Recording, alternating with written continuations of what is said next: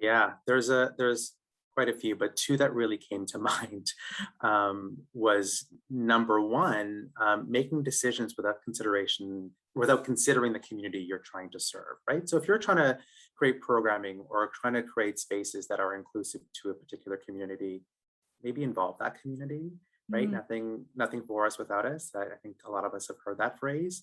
It's really, really important to make sure people are at the table, that the voices are at the table, that decisions are being made at.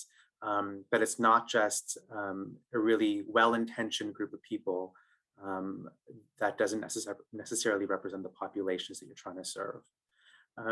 The other thing that I think is really interesting is a lot of companies rely on their employee resource groups to do the work, right? And so they set metrics for their employee resource groups. And I think there's a challenge there because you're then putting the burden of fixing the problem on the people that are experiencing the problem. And so I think we really want to be mindful about how we use those spaces. Can ERGs be used to inform practices and policies and things like that? Absolutely, 100%. Should they be the ones tasked to do the work? Probably not. You're not paying them for that, right? They have a job that they're being paid for, and their participation in that group is really to find community, is to find identity, to find networks of people that are like themselves and experiencing similar things.